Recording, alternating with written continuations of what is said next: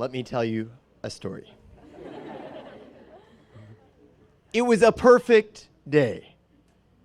A perfect day to go fishing. Now, does any of you like fishing? Okay, some of you girls would probably just as soon never see a fish, smell a fish, eat a fish in your life. But my brothers and I loved to go fishing. The problem was I was just a little guy. In fact, this perfect day to go fishing just so happened to be my 9th birthday. It was early in the morning and we could feel just the temperature was right. You know, that feeling of just today is the day. You know, the birds were chirping, the breeze was blowing, the sun was starting to warm the water. That meant the big fish were going to be right up top. This was our day. Now, I also knew that I had a lot of work to do. That meant dishes, cleaning the bathroom, making the bread, getting my schoolwork done. And I was in no mood to get my work done. This was my birthday, after all, and how dare my parents assign me such work on my birthday? But it's my birthday. Time to work happens every day. So I began to think about this. Okay, how could I get all of this work done and still have enough time to go fishing? After all, it was a busy day. I was trying to figure out what my siblings were going to give me that day. I was trying to listen in for hints and clues. This was my birthday. Well, I also have 9 siblings. 4 older, 5 younger. That meant I might not get to go fishing if the other ones finished work first. In fact, I could see it.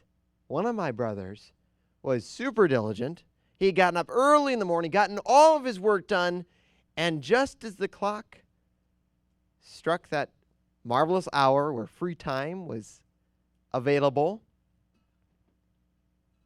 he said, "Mom, would you mind if I go fishing?"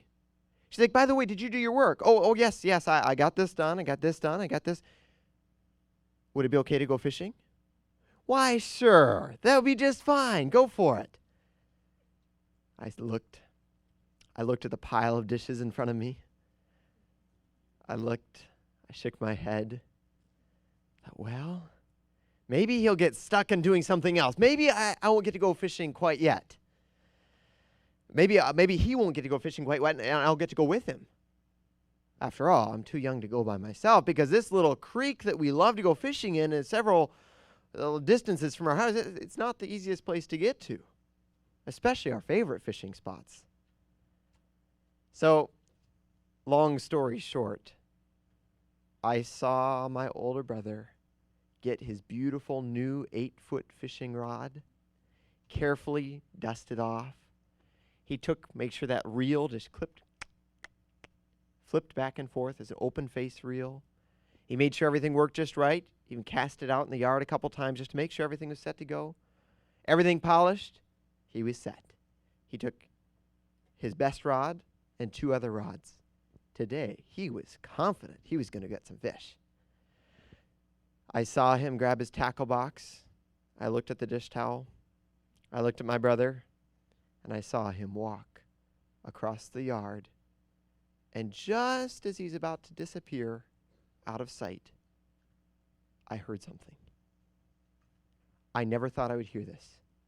Not in my wildest dreams would I thought to hear my mom's voice come out the window. "Isaac, wait! Why don't you take your little brother with you?" Oh boy. I saw him look around, think twice. Should he run? No, not forever. No, he would never do that. But man, I saw him drop his shoulders, set the fishing rod down on the grass, go back, trudge all the way back up. And then Mom turned and looked at me. She said, "David, don't worry about the dishes. I'll take care of those. Why don't you go fishing with your brother? After all, it's your birthday. Oh, the relief on my chest was just, I could breathe easier. I could sigh. I ran up to my bedroom, grabbed my socks and shoes. I grabbed everything I'd need for this incredible adventure. My fingers were shaking. I was so excited. And I ran out to grab my fishing rod. Now, my fishing rod was one of those good, cheap Goodwill ones, you know? The ones you got for $2 at the thrift store down the road. And I grabbed this fishing rod and yeah, it worked. And I grabbed my little fishing tackle box, and I grabbed all my stuff, and I went out, and there was my brother. He was in the back in the garden. He thought, my brother's coming. I better get some more of these. Drop them in the little bucket. Pulling out little worms. Dropping them in the bucket. He needed quite a few more of those because, after all, his younger brother was coming. And that guy, he hadn't quite learned how to keep that worm on the hook. In fact, he'd get every little fish nibbling on it, and pretty soon he'd have no bait left at all for his own fishing. So he doubled up, tripled up on his fishing bait, and off we were. I was so proud. I almost made some buttons burst on my shirt as I walked off with my big brother, walking to go catch a fish of my lifetime, I thought. Little did I know what was going to happen next. It was just a normal afternoon, right? A day that we were really hoping for a lot of fun. So we went out, and we were going along, looking for our favorite spot, just making sure that place in the stream where all the big carp and big fish sit, this is the time to get a big one. So I realized, I'm not the best fisherman. I kind of like to fish in the trees, and somehow I don't get too much. But today I was like, okay, I don't want to make my brother spend half his day trying to get a fishing lure out of the tree. I'm going to be really professional about this whole thing. I'm not going to bother him at all. He's been super kind. He got his work done super early. Here I am, just me and my brother. We are going to have a time of it.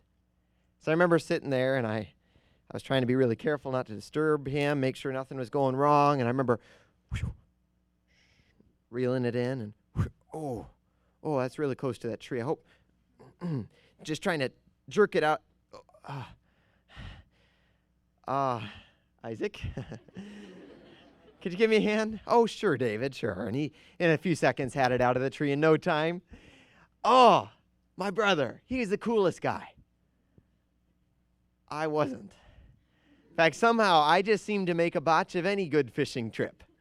I could somehow just about ruin anything, whether dropping a couple stones in the water and scaring the fish away or slipping in myself. Either way, it wasn't always the best deal. But today was different. I was going to make it and make it all right.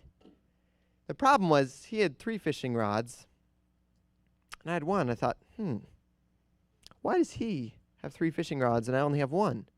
The thought then registered, maybe because I can barely keep 1 out of a tree, and he's quite successful in keeping 3 out. When all of a sudden I saw something happen. I saw my brother start to get a little bite. You know how skillful fishermen kind of just jigs it along, and he gets a little nibble and jerks it to see if he can set the hook. Finally, he rips it, and he gets this fish. Now, this fish, he's starting to reel it in. He's fighting with the fish. Fish is whipping back and forth. He's like, and now he's skilled because you got to keep it away from the rock, got to keep it away from the big pipe that's out in the water. You got to keep it away from the other tree roots and all the stuff. And he's just jiggling it this way and that way and everything. And all of a sudden, and this is not even his good rod. I was like, wow, he's doing really well. He's reeling it in, and finally he gets it up on shore, and it's a nice bluegill. I thought, how come he gets all these fun fish? I tried to fish again, and boy, I somehow got every tree. It didn't quite sit too well. But and I realized he's trying to get this fish unhooked. I was watching my brother, and my little bobber went down the stream, and watching him, he finally. He said, David, this might take a little bit of time. In fact, you might have to get that out of the tree yourself because this little fish swallowed the hook. I'm going to have to do a tonsillectomy to get this guy out.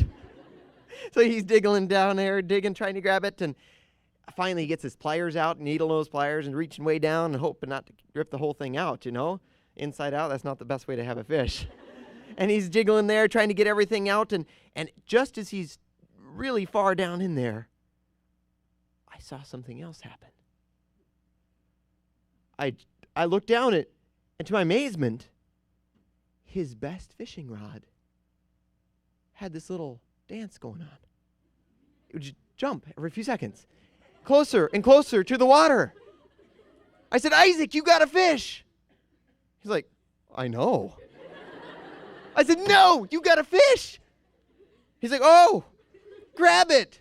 So I dropped my little chintzy fishing rod, grabbed up the big, nice 8-foot fishing rod, began to reel it in. I was like, whoa, this is amazing. This thing doesn't squeak. Pulling it in, reeling it in. This kind of feels like most of my fish, too. Feels like a big log. But this log is a little different. It seems to be going this way, and it's faster. And all of a sudden, zoom, it's whipped up the stream. And you know how that little thing goes? And it's way out there in the far side of the stream. I was reeling it in, and I was like, well, what do I do? He said, just keep fighting. I was like, okay. And I was reeling as fast as I could, and man, this is a big fish. Like, oh, I don't know that I've ever seen a fish like this. I don't even know what it looks like. Maybe it's a turtle, I don't know, but turtles don't really swim that fast. And I'm reeling it in, and I'm muscling it up and working away. And I noticed my brother. I was working away at this, and I looked over there, and here's Isaac. He had finished his tonsillectomy. Kindly placed the fish back in the water, inside in. And he's just standing there watching me. And I could just, I almost knew what I was going to hear. But it never happened. I almost knew he was going to say, all right, Dave, can I have the fishing rod? But he just stood there. He began to watch me. He's like, yeah, you're doing a good job. Keep it up. That's not what I expected to hear.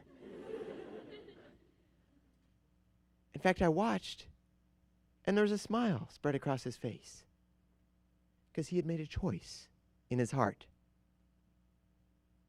He had realized it is more blessed to give than to receive. And as he watched me fight with this big fish, trying to reel this massive something in, he saw that it was far more joyous to allow me to catch the fish than to take it for himself.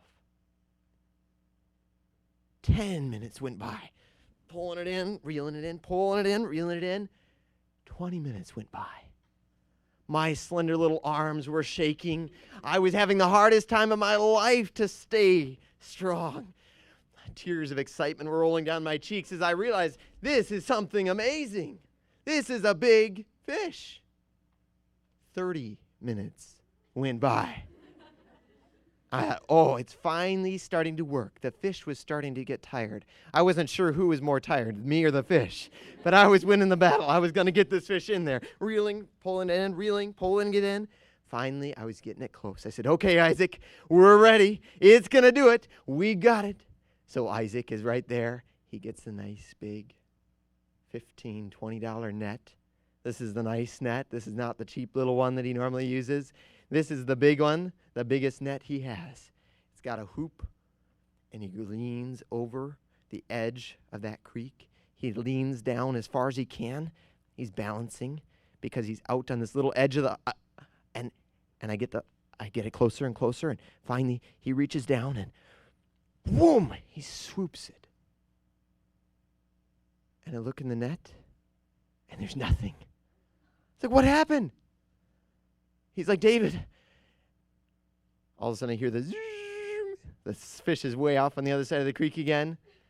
And I realize the fish was too big for the net. My heart beats even faster. My arms tremble even more, and I'm like, oh my, this is a big fish. I'm pulling it in, reeling it, pulling it, reeling it, pulling it. I said, Isaac, you sure you don't want to do it? He said, David, you're doing awesome. Keep it up. I thought, wow. So I pull it, reel it, pull it. Another 15 minutes. A full 45 minutes went by until I had that fish way up right next to the shore. He said, David, I need to get even further down towards the water. I'm going to go over by that pipe. And here he was.